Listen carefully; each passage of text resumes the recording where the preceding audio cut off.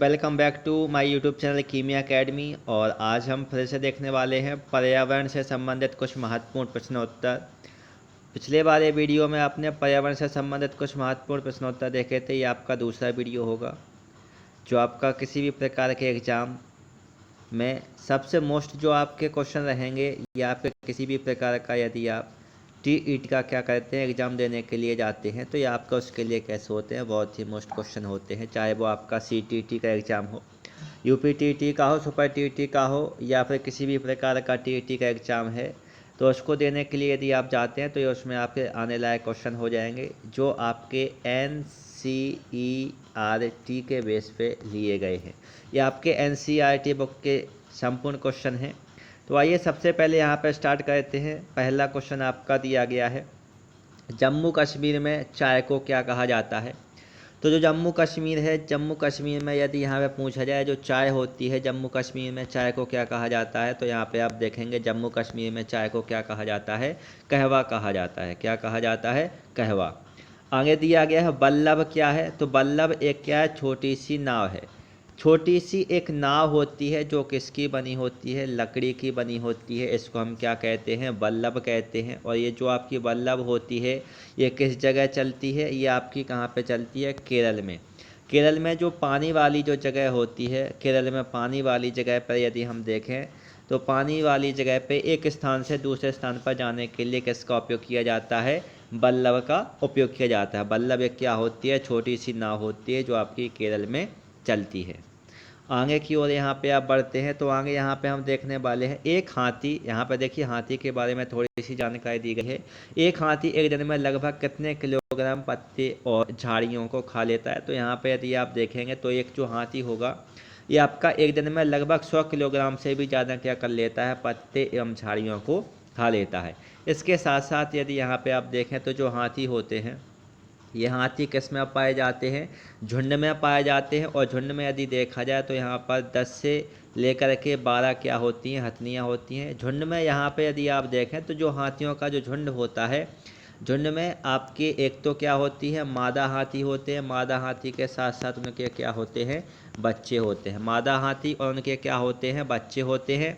ये जो आपके बच्चे होते हैं मादा हाथी के, यानी जो हाथी होते हैं, हाथियों के जो बच्चे होते हैं ये 14 से लेकर के 15 साल तक के बच्चे होते हैं। और जैसे ही 14 से लेकर के 15 साल के ये बच्चे इससे कैसे होते हैं, बड़े होते हैं, इन बच्चों के द्वारा क्या कर दिया जाता है, इस झुंड को क्या कर दिया जाता है, छोड़ दिया जाता है। और फिर ये कैसे रहने लगते हैं, अकेले रहने लगते हैं। तो यहाँ से आपके कई सारे क्वेश्चन हाथियों को लेकर यहाँ पे बनने वाले हैं। तो सबसे पहले आप देख चुके हैं कि एक हाथी एक दिन में लगभग कितने किलोग्राम पत्ते एवं झाड़ियों को खा लेता है। तो यहाँ पर 100 किलोग्राम से भी ज़्यादा पत्ते एवं झाड़ियों को खा लेता है। और जो हाथी रहते हैं ये किस में रहना पसंद करते हैं, ये झुंड में रहना पसंद करते हैं। इसके साथ यदि देखा जाए तो झुंड को हाथी 14 से 15 वर्ष के बाद छोड़ देता है।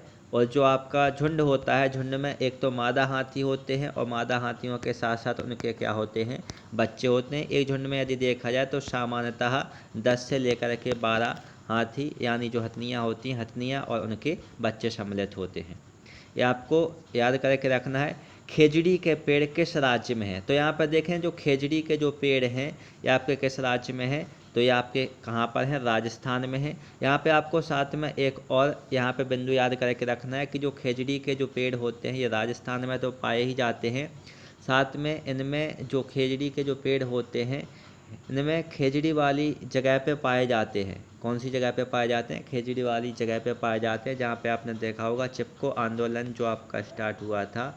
यहाँ पे आप देखें अमृता देवी जो बिश्नोई हैं, अमृता जी जो हुई हैं, अमृता देवी बिश्नोई ने क्या किया था, पेड़ पौधों को काटने से रोका था। तो ये आपकी वही जगह है।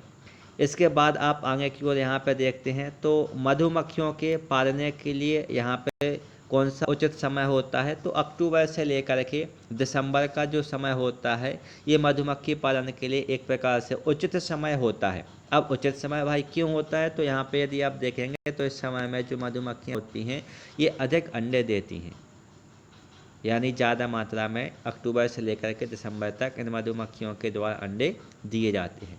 आगे यदि आप देखें किस रेल में रास्ते किस रेल के रास्ते में यहाँ पे सुरंगें और पुल पूछे गए हैं? तो गोवा से लेकर यहाँ पर केरल यदि आप जाते हैं तो लगभग यहाँ पे आपको 92 क्या मिलती हैं, सुरंगें मिलती हैं। कितनी सुरंगें मिलती हैं? 92 सुरंगें मिलती हैं। और सामान्यतः यदि आप यहाँ पर पुलों की बात करते हैं तो लगभग यहाँ पे कितने पुल मिलते हैं हमें? 4000 से भी ज़्यादा पुल मिलते हैं। तो यहाँ पर ये रेल मार्ग बताया गया है। जब हम गोवा से केरल का क्या कहते हैं, सफ़र करते हैं, तो यहाँ पे हमें 92 यानी 92 सुरंगें मिलती हैं और 4000 से भी अधिक यहाँ पर छोटे बड़े पुल देखने के लिए मिलते हैं। किस भाषा में बलियम्मा माँ की बड़ी बहन को और अम्मा नानी को कहा जाता है? तो ये जो आपकी मलयालम भाषा होती है, मलयालम भाषा में बलियम्मा जो आपकी होती है, माँ की बड़ी बहन को क्या कहा जाता है? बलियम्मा कहा जाता है। और जो अम्मा कहा जाता है ये किसको कहा जाता है? नानी को कहा जाता है। ये मलयालम लैंग्वेज हो जाएगी। इसके बाद यदि आप आगे की ओर चलेंगे तो गांधी धाम कहाँ पर स्थित है? तो गांधी धाम आपका कहाँ पर स्थित हो जाएगा? अहमदाबाद में स्थित हो जाएगा। तो अहमदाबाद में क्या होता है? आपका गांधी धाम है, यानी गांधी धाम स्थित है। इसके बाद अगला क्वेश्चन आपका दिया गया है कर्णम मल्लेश्वरी से। तो यहाँ पे आपका बहुत ही मोस्ट इम्पोर्टेंट क्वेश्चन दिया गया है। कर्णम मल्लेश्वरी किस खेल से संबंधित हैं? तो कर्णम मल्लेश्वरी वेट लिफ्टिंग खेल से संबंधित हो जाएंगी। ये एक बार में कितना केजी वेट उठाती हैं? तो ये एक बार में 130 किलोग्राम तक का वजन उठाती हैं। और इनके द्वारा भारत के लिए 29 बार पदक क्या किए गए? जीते गए, यानी 29 पदक इनने क्या किए? हम अपने भारत देश को दिए। तो कर्णम मल्लेश्वरी आपकी किस खेल से संबंधित हो जाएंगी? वेट लिफ्टिंग से संबंधित हो जाएंगी। ये कितना वेट उठाती हैं? 130 किलोग्राम का। और इनके द्वारा भारत को कितने पदक दिए गए? 29 यानी 29 पदक दिए गए। उत्तर प्रदेश में किन फूलों से सब्जी बनाई जाती है? तो उत्तर प्रदेश में कचनार के जो फूल होते हैं, किन के फूल होते हैं? कचनार। देखिए आपको ध्यान देना है, यहाँ पे आगे भी आप पढ़ेंगे क्योंकि हम केरल और महाराष्ट्र में भी देखने वाले हैं। तो जो उत्तर प्रदेश होता है, उत्तर प्रदेश में कचनार के फूलों की क्या बनाई जाती है? सब्जी बनाई जाती है। किसके फूलों की सब्जी बनाई जाती है? कचनार के फूलों की सब्जी। तो आपसे ऐसे भी पूछा जा सकता है कि कचनार के फूलों की सब्जी कहाँ पे बनाई जाती है? तो आप लिखेंगे उत्तर प्रदेश यानी यूपी में बनाई जाती है। तो दोनों प्रकार से हमें क्या करना है? उत्तर को याद करके रखना है। आगे की ओर आप देखेंगे केरल में किन फूलों की सब्जी बनाई जाती है? तो बहुत ही सरल है। केरल में किसके फूलों की सब्जी बनाई जाती है? तो केले जो आपके होते हैं, केले के फूलों की सब्जी कहाँ पे बनाई जाती है? केरल में बनाई जाती है। आगे हम देखने वाले हैं महाराष्ट्र में। तो महाराष्ट्र में किन फूलों की सब्जी बनाई जाती है? सहजन के फूलों की सब्जी बनाई जाती है। महाराष्ट्र में किसके फूलों की सब्जी बनाई जाती है? सहजन के फूलों की सब्जी बनाई जाती है। तो आपसे ऐसे भी पूछा जा सकता है कि सहजन के फूलों की सब्जी कहाँ पे बनाई जाती है? तो ये आपकी बनाई जाती है महाराष्ट्र में बनाई जाती है। कहाँ पे बनाई जाती है? महाराष्ट्र में। तो आपको ये अच्छे से याद करके रखना है। मधुबनी चित्रकला का संबंध किस राज्य से है? तो मधुबनी चित्रकला का जो संबंध है ये आपका किस राज्य से है? बिहार से है। इसमें देखें क्या किया जाता है मधुबनी में, जब चावल की खेती की क्या हो जाती है? कटाई की जाती है, या कटाई के बाद क्या होता है? चावल को बारीक क्या कर लिया जाता है? पीस लिया जाता है। और इसको पीस करके इसमें क्या कर लिए जाते हैं? विभिन्न प्रकार के रंगों को मिला लिया जाता है। और इन रंगों से ही दीवारों पर क्या किए जाते हैं? विभिन्न प्रकार की चित्रकारी यानी चित्रकला की जाती है, जिसको हम क्या कहते हैं? मधुबनी कहते हैं। और इसमें सामान्यतः यदि आप देखें तो जो चावल की जो किस्में होती हैं, चावल की कितनी किस्मों का उपयोग किया जाता है? 2 किस्मों का क्या किया जाता है? उपयोग किया जाता है। उत्तर प्रदेश का कौन सा जिला जो होता है ये इत्र के लिए मशहूर है? तो यहाँ पे यदि आप देखें तो जो कन्नौज जिला है उत्तर प्रदेश का कन्नौज जिला किसके लिए प्रसिद्ध है? तो ये आपका किसके लिए हो जाएगा? इत्र के लिए कैसा हो जाएगा? प्रसिद्ध हो जाएगा। अब की लकड़ियों पर दीमक नहीं लगते हैं, माने कौन सी जो लकड़ियाँ होती हैं, यहाँ पे लकड़ी पूछी गई है, यानी कौन सी लकड़ी होती हैं जिन पर दीमक नहीं लगते हैं? तो नीम और कीकर जो होता है, इनकी लकड़ियों पर क्या नहीं लगते हैं? दीमक नहीं लगते हैं। अब गाजी खान यह स्थान कहाँ पर है? तो ये जो आपका स्थान है किस जगह पे स्थित है? ये आपका पाकिस्तान में स्थित है। गाजी खान वाली जो जगह है ये कहाँ पे है? पाकिस्तान में है।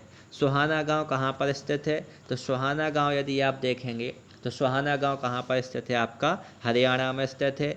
बेलबनी गांव ये आपका कहाँ पर है, बेलबनी कर्नाटक में है। देखिए ये सभी क्वेश्चन आपके NCERT की बुकों से लिए गए हैं, 1 से लेकर के 5वीं तक के जो मोस्ट क्वेश्चन हुआ करते हैं उन सभी मोस्ट क्वेश्चनों को यहाँ पर एक साथ लिया गया है। तो आपको ध्यान देना है, इनको अच्छे से याद कर लेना है। वेलबनी गांव कहाँ पर है, तो वेलबनी जो गांव है आपका कहाँ पर स्थित है, तो ये आपका कहाँ पर हो जाएगा, कर्नाटका यानी कर्नाटक हो जाएगा वेलबनी गांव। गिजुभाई बधेका का संबंध किस क्षेत्र से है, तो जो गिजुभाई बधेका जी थे ये एक ऑथर थे, यानी क्या थे, लेखक थे। तो इनका संबंध किस क्षेत्र से हो जाएगा, लेखक से, लेखक के क्षेत्र से हो जाएगा। इसके बाद हम आगे की ओर चलते हैं। तो कलचिड़ी जिसको हम क्या कहते हैं, इंडियन रॉबिन के नाम से भी जानते हैं, ये अपना घोंसला कहाँ पे बनाती है, पत्थरों के बीच बनाती है। जैसे आप देखें पत्थर यहाँ पे भी होगा, यहाँ पे भी होगा, यहाँ पे भी होगा, इसके बीच में जो घोंसला रहेगा ये कौन सी चिड़िया का रहेगा, कलचिड़ी, जिसको हम इंडियन रॉबिन के नाम से भी जानते हैं। तो ये आपकी कहाँ पे घोंसला बनाती है, पत्थरों के बीच में घोंसला बनाती है। भारत में जल प्रदूषण निवारण एवं नियंत्रण अधिनियम कब पारित किया गया, तो ये आपका 1974 में जल प्रदूषण नियंत्रण अधिनियम को क्या किया गया था, पारित किया गया था। आगे आप देखेंगे पृथ्वी दिवस किस दिन मनाया जाता है, तो जो पृथ्वी दिवस है ये आपका कब मनाया जाता है, 22 अप्रैल को। कब मनाया जाता है, 22 अप्रैल को मनाया जाता है। पृथ्वी दिवस कब मनाया जाता है, आपका 22 अप्रैल को। किस राज्य की कोई समुद्री सीमा नहीं है, तो देखिए यहाँ पे जो त्रिपुरा है, त्रिपुरा एक ऐसा राज्य है हमारा जिसमें कोई भी समुद्री सीमा नहीं लगी होती है, यानी ये आपका समुद्र से नहीं होता। देखिए और भी राज्य हैं, जैसे आपका मध्य प्रदेश भी होता है, ये भी आपका किसी भी प्रकार से किसी भी समुद्री सीमा को स्पर्श नहीं करता है। ऑप्शन के ऊपर अब डिपेंड करता है कि ऑप्शन कौन सा दिया गया है। इसके बाद आप आगे की ओर बढ़ते हैं। तो आगे आपका क्या दिया गया है, पृथ्वी तल पर वह काल्पनिक रेखा या उस काल्पनिक रेखा को क्या कहते हैं जो पृथ्वी से ठीक 2 भागों में, माने जो पृथ्वी होती है, पृथ्वी को, ये आपकी पृथ्वी हो जाएगी, पृथ्वी को कितने भागों में डिवाइड कर देती है, 2 भागों में डिवाइड कर देती है। तो उस रेखा को हम क्या कहते हैं, विषुवत रेखा कहते हैं। यानी वह काल्पनिक रेखा जो पृथ्वी को कितने भागों में डिवाइड कर देती है, 2 भागों में डिवाइड कर देती है, उस रेखा को हम क्या कहते हैं, विषुवत रेखा कहते हैं। एक पारिस्थितिक पिरामिड का प्रकार नहीं है, विसर्जित ऊर्जा पिरामिड। देखिए पारिस्थितिक पिरामिड लास्ट वीडियो में आप देख चुके हैं। पारिस्थितिक पिरामिड हमारे कितने प्रकार के होते हैं, 3 प्रकार के होते हैं। एक में जैव भार का पिरामिड होता है, एक में जैव संख्या का पिरामिड होता है, और एक में आपका क्या होता है, जैव ऊर्जा का पिरामिड होता है। कौन सा पिरामिड होता है, जैव ऊर्जा का पिरामिड होता है। ये 3 प्रकार के क्या पाए जाते हैं, पिरामिड पाए जाते हैं। तो विसर्जित पिरामिड आपका पिरामिड की श्रेणी में नहीं आता है। इसके बाद हम देखेंगे पर्यावरण अध्ययन के लिए आप छात्रों को कौन से चैनल देखने का सुझाव देंगे, तो जैसे national geography discovery, animal planet, यानी नेशनल जियोग्राफी हुई, डिस्कवरी हुई, एनिमल प्लेनेट हुए, ये जो चैनल हैं ये आपकी किससे संबंधित जानकारी देते हैं, पर्यावरण से संबंधित जानकारी देते हैं। इस कारण हमें छात्रों को नेशनल जियोग्राफी हुई, डिस्कवरी हुई या एनिमल प्लेनेट जैसे चैनल हुए, इन चैनलों को देखने की क्या देनी चाहिए, सलाह यानी सुझाव देनी चाहिए। मोमबत्ती का जलना किस प्रकार का परिवर्तन है, तो मोमबत्ती का जलना भौतिक और रासायनिक दोनों प्रकार के ही परिवर्तन है। ध्यान देना, मोमबत्ती का जलना भौतिक और रासायनिक दोनों ही प्रकार के परिवर्तन होते हैं। आगे हम देखेंगे भारत का विवरण, जिसमें हाथियों की सबसे अधिक संख्या पाई जाती है, काजीरंगा। ये आपका क्या हो जाएगा, एक अभ्यारण्य हो जाएगा जिसमें हाथियों की संख्या सबसे अधिक होती है। बारिश आ की मात्रा निर्भर करती है, तो ये बारिश की मात्रा किसके ऊपर डिपेंड करती है, माने बारिश कब कितनी होगी, कब आएगी, ये किसके ऊपर डिपेंड करती है, आपकी वायुमंडल की आर्द्रता के ऊपर डिपेंड करती है। वायुमंडल में कितनी ह्यूमिडिटी है, कितनी आर्द्रता है, ये उसके ऊपर डिपेंड करती है। विश्व जल संरक्षण दिवस कब मनाया जाता है, तो विश्व जल संरक्षण दिवस आपका 22 मार्च को मनाया जाता है। कब मनाया जाता है, 22 मार्च को मनाया जाता है विश्व जल संरक्षण दिवस। आगे हम देखेंगे 2 बड़ी घटनाएं, यहाँ पर घटनाओं के बारे में देखेंगे। 2 बड़ी घटनाएं जिन्हें MIC यानी मिथाइल आइसोसाइनाइड चेरनोबिल त्रासदी के नाम से जाना जाता है। तो ये कब घटी और कहाँ घटित हुई, तो देखें जो MIC जो घटना घटित हुई थी, MIC को हम क्या कहते हैं, मेथाइल आइसोसाइनाइड कहते हैं। ये आपकी भोपाल त्रासदी है, कब हुई थी? 1984 में हुई थी।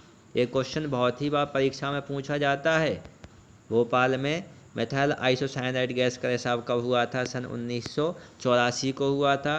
साथ में किस गैस का रिसाव हुआ था तो कभी कभी पूछ लिया जाता है, तो वहाँ पे आप देखेंगे MIC यानी मेथाइल आइसोसाइनाइड या आइसोसाइनाइड गैस का रिसाव हुआ था। और दूसरी दुर्घटना यहाँ पर चेरनोबिल से संबंधित पूछी गई है, तो ये आपकी क्या हो जाएगी? यूक्रेन में कब हुई थी? सन 1986 में हुई थी, ठीक उसके 2 साल बाद। किस वर्ष पर्यावरण एवं विकास आयोग की स्थापना की गई? तो पर्यावरण एवं विकास आयोग की स्थापना आपकी सन 1984 में की गई थी। कब की गई थी? सन 1984 में। इसके बाद यदि आप देखेंगे तो आर्सेनिक के लगातार संपर्क में रहने से कौन सी बीमारी होती है? तो यदि कोई व्यक्ति आर्सेनिक के लगातार संपर्क में रहता है, आर्सेनिक का आपका जो सिंबल है ये क्या हो जाएगा? AS हो जाएगा। तो ब्लैक फॉट नामक बीमारी जो आपका व्यक्ति होगा या उसके संपर्क में जो होगा उसको हो जाती है। दक्षिण भारत का सर्वोच्च शिखर है, तो आयनमुड़ी जो आपका होता है ये दक्षिण भारत का सबसे ऊंचा शिखर यानी सर्वोच्च शिखर के नाम से जाना जाता है। आगे हम देखेंगे तो जो अंटार्कटिका है, अंटार्कटिका में ओजोन परत का सर्वाधिक विनाश होता है। देखिए ओजोन परत, ओजोन का फॉर्मूला आपका क्या हो जाएगा? O3 हो जाएगा। O3 को हम क्या कहते हैं? ओजोन कहते हैं।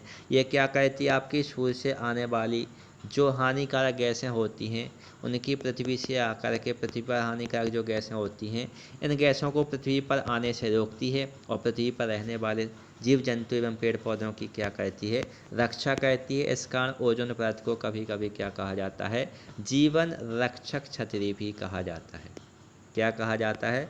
जीवन रक्षक छतरी भी कहा जाता है। अब क्यों कहा जाता है? क्योंकि ये क्या करती है? सूर्य से आने वाली हानिकारक पराबैंगनी किरणों को रोकने का कार्य करती है। अब यहाँ पे हमारा जो क्वेश्चन है इसमें पूछा गया है ओजोन परत का सर्वाधिक विनाश किस माह में होता है? तो यहाँ पे यदि आप देखेंगे सितंबर टू अक्टूबर यानी सितंबर तथा अक्टूबर का जो महीना होता है, इस महीने में ओजोन परत का सर्वाधिक विनाश होता है यानी नुकसान इस परत को होता है। उभयलिंगी पुष्प में पाया जाता है। उभयलिंगी पुष्प यानी जिसमें नर वाला भाग भी पाया जाता हो और मादा वाला भाग भी पाया जाता हो। नर और मादा वाले दोनों ही भाग उपस्थित होते हैं, यानी पमंग ये आपका नर वाला भाग हो जाएगा और जायंग ये आपका मादा वाला भाग हो जाएगा। जिसमें नर और मादा वाले दोनों ही भाग उपस्थित होते हैं उसको हम क्या कहते हैं? उभयलिंगी कहते हैं। विशाल सागर शिक्षण किस वायुम के वृक्ष हैं? तो ये आपके मानसूनी वायुम के वृक्ष हो जाएंगे। वायुमंडल में किसके उत्सर्जन से अम्लीय वर्षा होती है? तो नाइट्रोजन सल्फर डाइऑक्साइड। देखिए अम्लीय वर्षा का मुख्य कारण जो आपका होता है कौन सी गैस होती है? SO2 यानी सल्फर डाइऑक्साइड गैस होती है। आगे आपका क्वेश्चन दिया गया प्रकाश रासायनिक धूम कोहरे की रचना के लिए कौन सी गैस आवश्यक नहीं होती है? तो इसके लिए किसकी आवश्यकता नहीं होती है? O2 की आवश्यकता नहीं होती है। O2 हमारी कौन सी गैस हो जाएगी? O2 एक प्रकार से हमारे लिए जीवन दायनी गैस होती है। कौन सी गैस होती है? जीवन दायनी गैस होती है। इसका प्रकाश रासायनिक धूम कोहरे से किसी भी प्रकार का कोई भी वास्ता नहीं होता है।